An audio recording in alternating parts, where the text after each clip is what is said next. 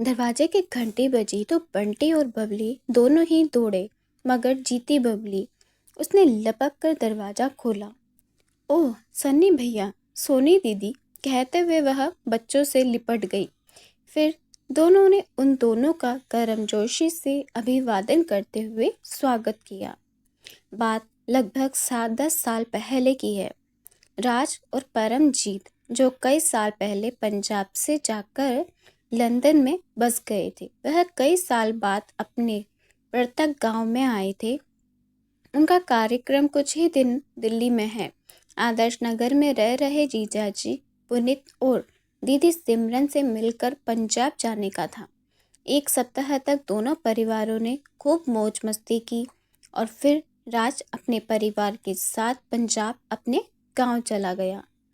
दरअसल राज 90 के दशक में उस समय लंदन गए थे, जब पंजाब से लोग काम की तलाश में अवैध रूप से ब्रिटेन और कनाडा और अमेरिका जा रहे थे। देश में बेरोजगारी और खेती बाड़ी में ज़्यादा मेहनत और कम आमदनी के चलते डॉलर और पाउंड में कमाई करने के लालच में लोग अपने ज़मीन और जायदाद बेचकर अपने बच्चों को अवैध तरीके से विदेश में भेज रहे थे। पंजाब व देश के अन्य भागों से विदेश जाने की होड़ के चलते दलाल व ट्रैवल एजेंट ने लूट मचा रखी थी। सरकारी तंत्र इस धंधे को कबूतरबाजी का नाम दिया गया। राज के पिताजी ने भी अपना जमीन बेचकर एक बड़ा हिस्सा बहुत ही कम दामों में बेचकर दलाल के माध्यम से वीजा लगवाकर अपने बेटे को लंदन भेज दिया। राज कोई ज़्यादा पढ़े लिखे नहीं थे, इसीलिए शुरू में तो उन्होंने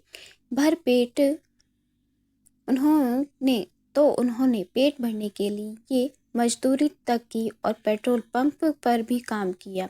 कई साल के बाद किसी एनआरआई की मदद से टैक्सी ड्राइवर की नौकरी मिली। दिन रात काम करके राज अपनी कमाई का एक बड़ा हिस्सा अपने पिताजी के पास में भेजते रहती थी। उनके पिताजी को बड़ा सहारा मिला और राज के छोटे भाई बहन सिमरन की पढ़ाई व लिखाई वह शादी अच्छे से हो पाई। राज ने अपना रहन सहन बिल्कुल सादा रखा और कुछ साल बाद अपनी जमा पूंजी और कुछ लोन लेकर कई टैक्सी खरीदकर एक ट्रेवल सर्विस शुरू कर दी और उनकी अच्छी खासी आमदनी होने लगी। सिमरन की शादी दिल्ली के आदर्श नगर में रहने वाले पुनीत से हुई। पुनीत शादी के समय संजय गांधी ट्रांसपोर्ट नगर के पास ऑटो पार्ट्स की एक दुकान पर नौकरी करते थे। राज ने शादी के बाद भी अपनी बहन सिमरन की काफ़ी मदद की और पुनीत को पगड़ी पर ऑटो पार्ट्स की एक दुकान दिलवा दी। पुनीत का काम चल निकला और अब तो उन्होंने मॉडल टाउन में एक कोठी खरीद ली थी। राज की अपनी बहन सिमरन और जीजा को पुनीत से संबंध बहुत ही अच्छे थे और वे दोनों भी उनके एहसानों के भूले नहीं थे। सिमरन अपने भाई के जन्मदिन पर कोई ना कोई उपहार अवश्य ही बेचती थी और राज भी हर साल रक्षाबंधन पर सिमरन को कोई ना कोई उपहार जरूर भेजते थे। लगभग हर साल भारत आने पर अपने अपने गांव जाने से पहले 2-4 दिन दिल्ली में जरूर रुकते थे। इतना ही नहीं, 2 बार तो राज ने सिमरन और उसके पूरे परिवार के टिकट भेजकर उन्हें लंदन और यूरोप के अन्य देशों की यात्रा कराई और उनके घूमने व फिरने, खाने पीने का सारा खर्चा भी उठाया। इधर पुनीत की आमदनी बढ़ी तो भाई साहब के स्नेह के बीच उनका घमंड आड़े आने लगा। अब वे अपने खर्चों से बच्चों को विदेश यात्रा पर ले जाने लगे। उनकी कोशिश रहती थी कि या तो लंदन जाएं ही नहीं, या फिर जाएं तो 2 घंटे बहन के घर मिलकर किसी होटल में ही ठहरें। सिमरन उनके इस व्यवहार से आहत तो बहुत होती थी, पर कलेश की वजह से चुप ही रहती। राज भी जब भारत आते तो अपने गांव जाने से पहले या फिर वापसी में सिमरन के घर घंटे 2 घंटे के लिए मिलने आ जाते। कई बार तो वे सिमरन को एयरपोर्ट पर ही बुला लेते थे। पिछले साल मार्च में राज और उनके परिवार का लंदन से भारत आने का कार्यक्रम बना तो सिमरन ने औपचारिकतावश राज से कम एक दिन दिल्ली रुकने का आग्रह किया। राहर जी, एक दिन तो दिल्ली हमारे यहाँ गपशप करेंगे। बच्चे भी कई साल से मिले नहीं हैं। राज मना नहीं कर पाए। जिस दिन राज परिवार सहित दिल्ली सिमरन के घर पहुँचे उस दिन कोरोना महामारी फैलने की वजह से देश भर में लॉकडाउन की घोषणा कर दी गई। इस बार सिमरन के अलावा खुराना परिवार के किसी भी सदस्य ने राज और उनके परिवार के आने पर कोई विशेष खुशी व्यक्त नहीं की। लॉकडाउन की घोषणा होते ही सबके मन में यह आशंका घर कर गई कि अब न जाने कितने दिनों तक राज और उनका परिवार यहीं टिका रहेगा। 2 दिन तो जैसे तैसे बीते मगर तीसरे दिन पुनीत की आवाज़ में एक तलख्खी थी। यार सिमरन, यह तुम्हारे भाई और इसकी फैमिली को पंजाब भेजने का कुछ करो। कब तक हम ऐसे ही परेशान होते रहेंगे? जरा धीरे बोले। ये लोग क्या सोचेंगे? इन्हें क्या पता था कि लॉकडाउन लग जाएगा? कुछ दिन की ही तो बात है, सिमरन ने दबी जबान में कहा। पुनीत विफर पड़े और अजी छोड़ो, जब पता था ऐसे हालात बन रहे हैं तो एयरपोर्ट से सीधे पंजाब निकल जाते। यहाँ किस लिए आ गए? सिमरन मन में सोच कर रह गई और उधर बच्चों ने हंगामा मचाकर रख रखा था। बंटी और बबली की 1 मिनट भी सन्नी और सोनी से नहीं बनती थी।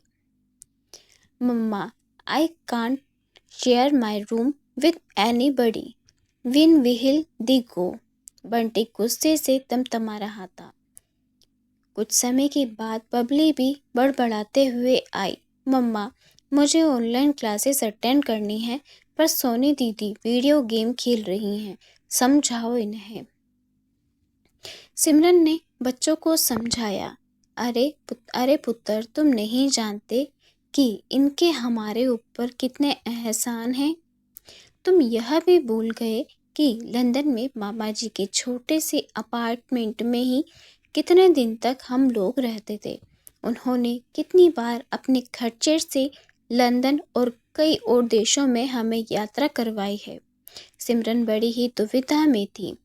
वह भाई जिसने उसके लिए इतना सब कुछ किया था, इस महामारी में वह चाहते हुए भी उसकी कोई मदद नहीं कर पा रही थी।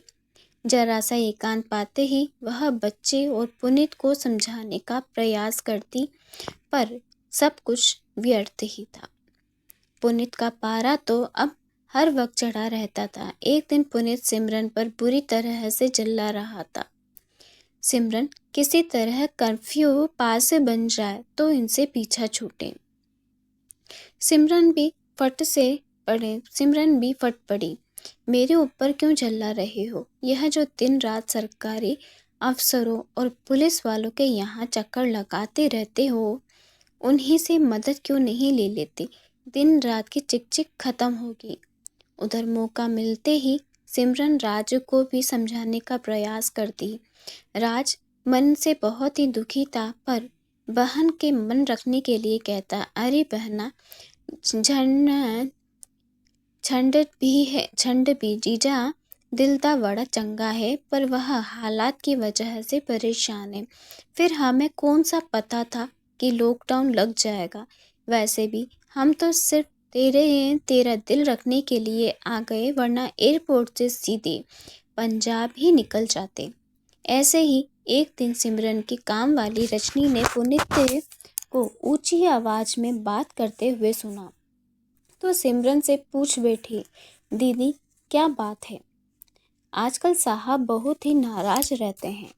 एक बार तो सिमरन ने अनसुना कर दिया पर उसने दोबारा पूछने पर किचन में खड़े खड़े धीमे ही सुर में सारी बात रजनी को बता दी।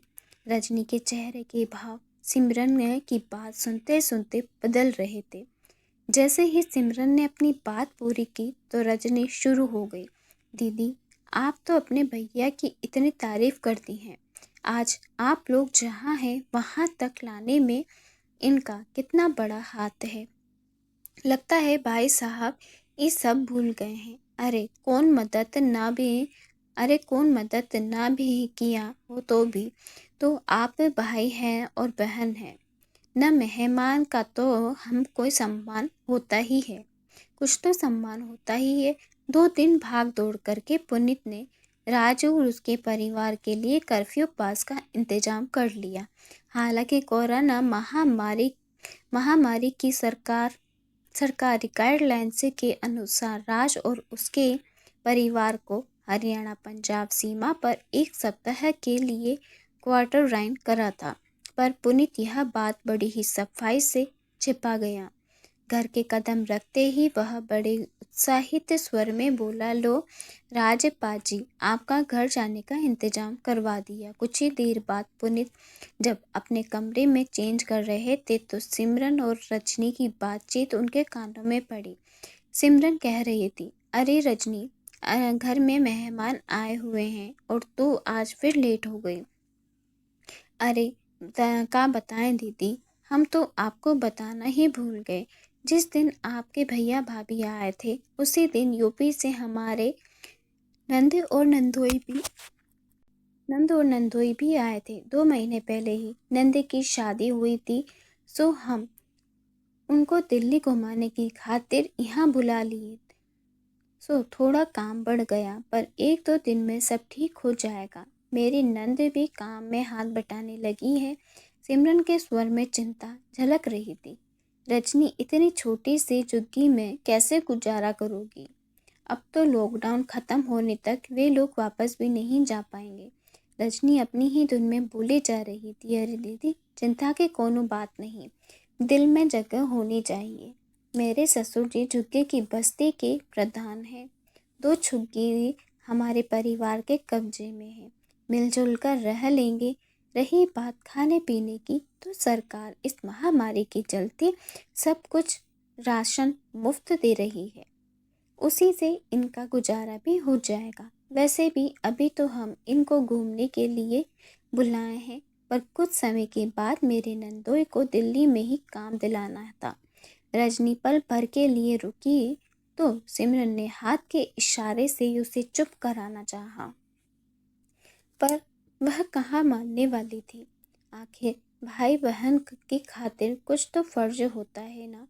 इस बीमारी के ख़त्म होते ही मेरे पति नंदोई जी को ऑटो रिक्शा चलाना सिखा देंगे और किराए पर ऑटो लेकर चलाएंगे, तो इनका घर गृहस्थी भी चल जाएगा। तब तक हम तो हैं ही। रजनी की बात सुनते सुनते सिमरन की आंखें भर आई। उधर दूसरे कमरे में कान लगाकर खड़े पुनीत को न जाने क्यों ऐसा लग रहा था कि रजनी यह सारी बातें उससे ही सुनाने के लिए कह रही है।